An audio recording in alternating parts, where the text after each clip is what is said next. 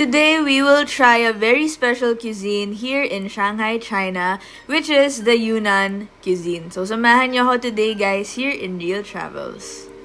Real Travels. Value for money. Food trip. Accommodation na sulit. Real Travels. Because adventures are the best way to learn.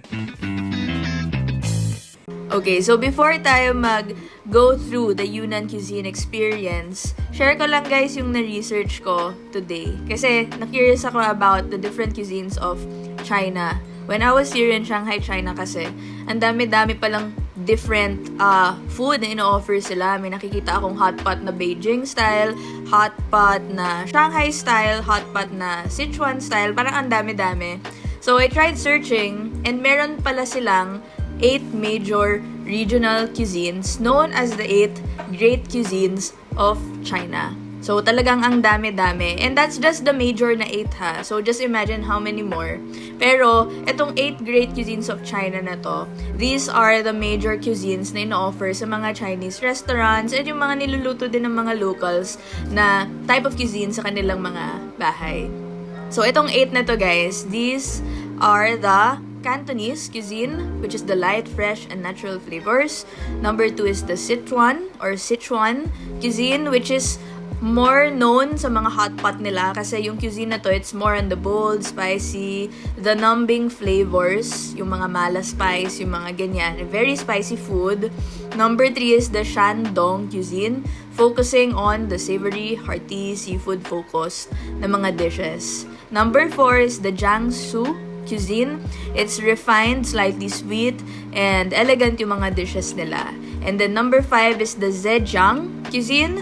Fresh, mild, and seasonal naman yung mga pagkain doon. And then number 6 is the Fujian cuisine, which is aromatic, seafood-based, and light broths. And then 7 is the Hunan cuisine. More on the spicy side din sila, smoky and rich. And then yung 8 is Anhui or Anhui, not sure. Pero yung cuisine na yon is more on the rustic, herbal, and slow-cooked dishes. And that is just 8 out of the many cuisines dito sa China. Pero yun nga, today we're really trying out a very unique type of cuisine, which is the Yunnan cuisine. The Yunnan cuisine pala is from southwestern China.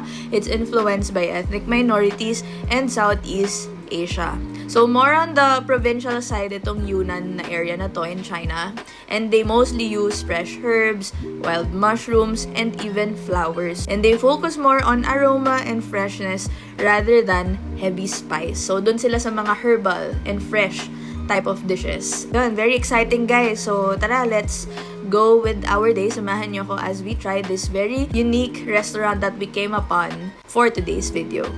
Hey guys, welcome to Real Travels, a travel and adventure show powered by FEBC in collaboration with Shutterlight Digital. My name is Shara de la Peña, your travel buddy and host for this episode. And today guys, we are now on our day 2 dito sa Shanghai, China.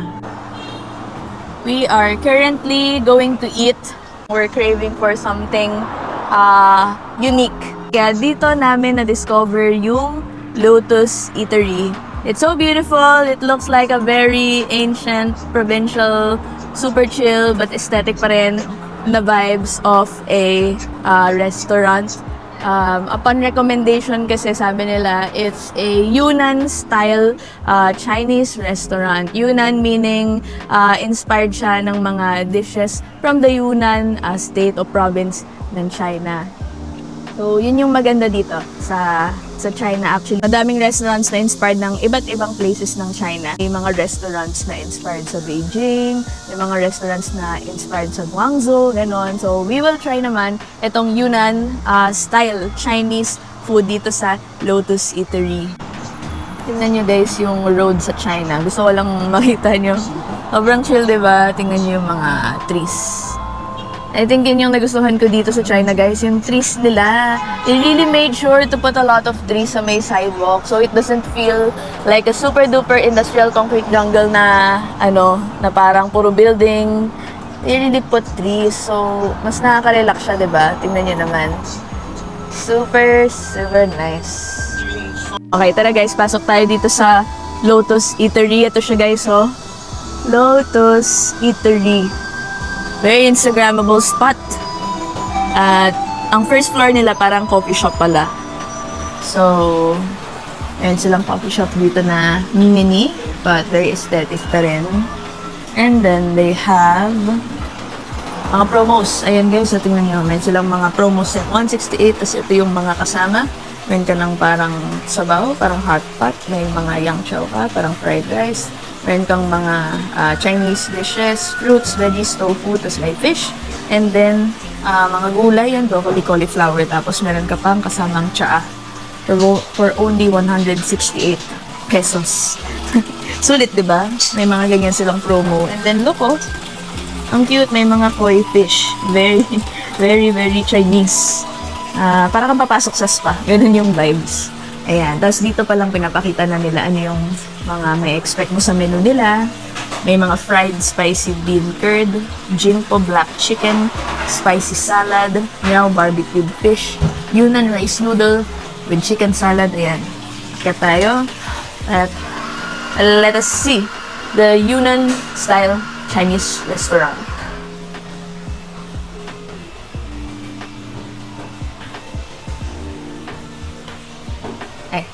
Ayan. Ayan guys, ang restaurant, parang madami silang awards. Mukha siyang promising. Meron silang mga favorite Chinese restaurant award. They got the gold medal. Si Lotus Eatery. Tsaka tingnan nyo guys, parang very, very Chinese yung style, pero I bet it's gonna be like a Yunnan style yung kanilang interior. Probably, no? Kasi very colorful, very native, very ancient. Super, super nice. Ang ganda ng place dito guys, so, sa Lotus Eatery. Very siya. Kakaiba yung interior, super bold colors, tapos native na native yung mga upuan, yung table, and a lot of people are eating here. Surprisingly, kahit nasa second floor siya, parang puno yung restaurant na to. So, yung mga kumakain dito, mga locals din, mga mainland Chinese, and then, ang dami ding mga European tsaka mga Westerner na tao. So, probably, this is gonna be a good spot with good food. So, tara, kain na tayo guys. So guys, nandito na yung in-order natin from Lotus Eatery. Again, it's a Yunnan-style Chinese food restaurant. And napakaganda ng ating spread for today. Super unique type of food. And we will start off by trying out isa-isa sa lahat ng in-order natin. So itong mga dishes na to guys, it's ranging from 50 RMB more or less. Nandun lang yung range nila, price-wise. And papakita ko lang yung mga in-order natin. So, starting off with the Yunan's Grandma mashed potato. It looks so nice. Parang meron silang napaka-unique twist dito sa mashed potato nila. And then, we have the Kunming tofu na may spicy, pero pinatanggal natin yung spicy. It looks delicious. And then, we have the Yunnan fried rice. Hindi yan mawawala sa ating Asians. I think dito tayo nagkakaintindihan ng mga Chinese at Filipino. Kailangan natin ng kanin guys. Ayan, so we will try the fried rice. And ito guys, ito yung pinaka-unique na nakita kong salad. Salad siya. Parang malamig na salad. So itong ice grass, i-dip natin dito sa parang yogurt style na dip. And then, i-dip natin siya sa isa pa, which is like, parang toyo manchi na Chinese na Yunnan style na dip. So, tikman natin, little bit of everything. I'll start with the mashed potato. Grandma's mashed potato siya. Let's try. Since yung mga previous episodes natin, nasa western part tayo ng Shanghai, China, this is the first really, really proper, official, legitimate Chinese food that you will eat. Nothing like ever seen before. Wala akong nakikitang ganito sa Pilipinas. So, let's start with the mashed potato. Wow. Ang sarap, guys. Ang sarap ng halo ng spices sa mashed potato, ha? May kagat yung mashed potato, parang spicy, savory. Tapos parang alam mong nilagyan nila ng mga sauce siguro tsaka mga spices para makuha tong timpla na to. Na very, very Chinese at very masarap siya. Lasang ulam, yung mashed potato nila. Dahil lasa siyang ulam, titikman na natin yung fried rice din. Yan. Super curious ako sa mga fried rice ng ng China. So, titikman natin yung fried rice.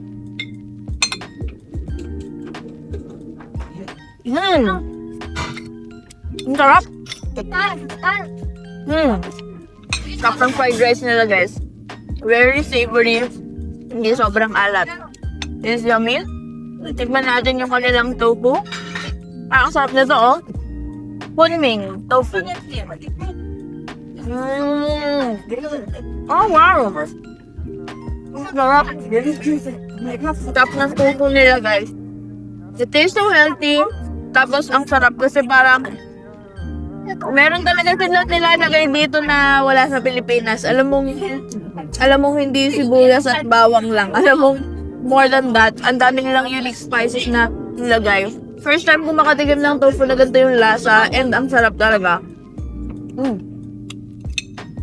Oh, let's try this one. Very, very unique. Ice grass. Let's dip it sa yogurt. Or dito, or pwede. Sige, let's dip the ice glass in yogurt. So, sobrang perfect kasi ng ice glass na to, guys. Parang natatakot ako kainin kasi mukha siyang display, mukha siyang dinidisplay sa bahay sa base, alam mo yun. Pero kakainin ko siya. So, sobrang perfect, no? Hindi makapaniwala. So, sige, let's try it. Ay, masarap siya sa yogurt. Yogurt! Pero masarap siya.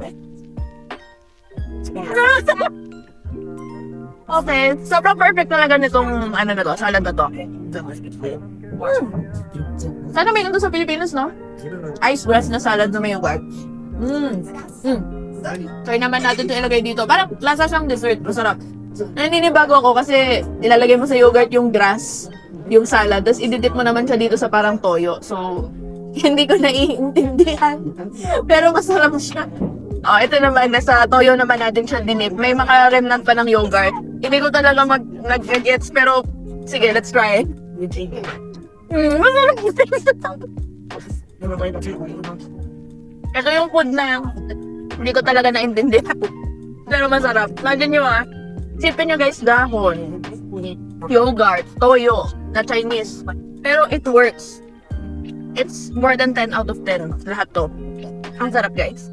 And what's good about yung mga dishes dito sa China is bawat restaurant, iba-ibang style din ng Chinese food. So, Chinese food, hindi lang sa linear na Chinese food, all-in-one na same yung lasa. You can explore other restaurants din, na for example, dito, Yunnan style. Yung iba, baka merong Beijing style, merong Shenzhen style, Guangzhou style. So, iba-iba. So, there's a lot to explore talaga when you come to China because of their rich and diverse Chinese food. So, for a first legitimate Chinese meal dito sa Shanghai, China, this is really a 10 out of 10. So, yun guys, add nyo to your bucket list, Lotus Eatery.